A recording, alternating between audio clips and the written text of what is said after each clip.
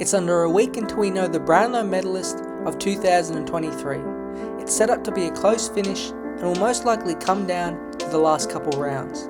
It's still the most prestigious individual award in the AFL, but that doesn't mean it's the most accurate judge of who the best player is in a season.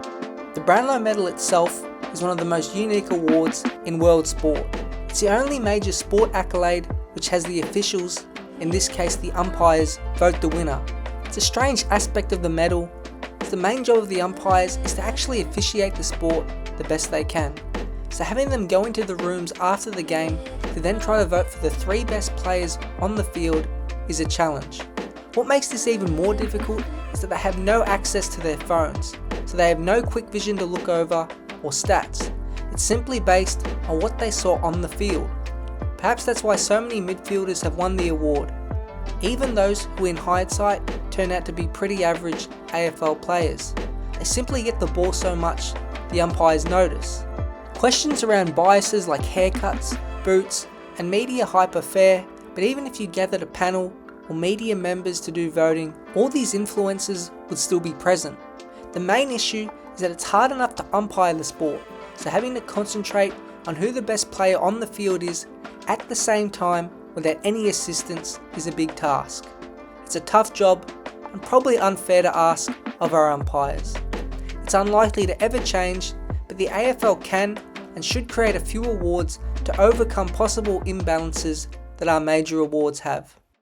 The simplest thing to do to recognise the best players is to have either a panel, like the one that votes on the All-Australian team, or the media, vote an award for the best offensive and defensive player in the AFL.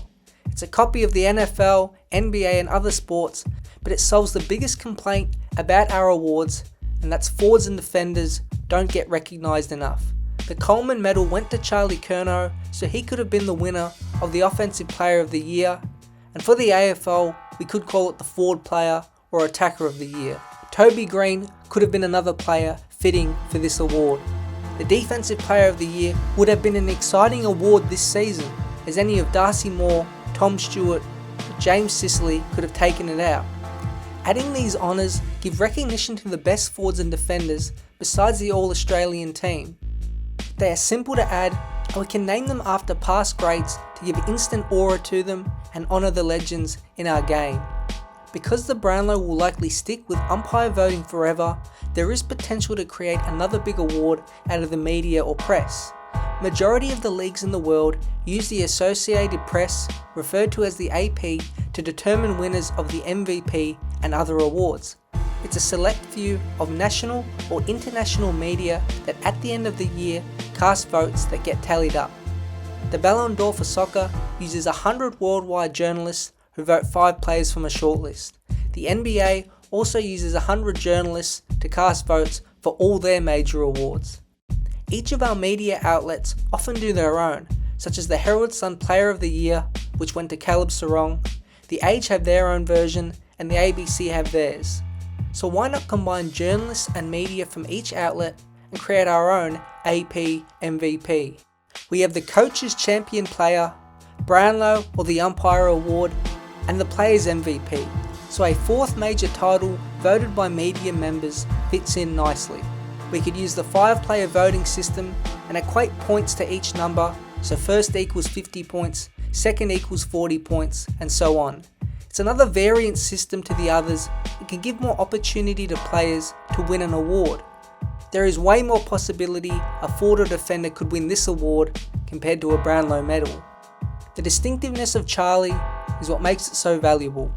No other sport has an award like it, or can create as thrilling a finish to a night as it can. It is recognised by the league itself as the highest individual honour and probably will always be.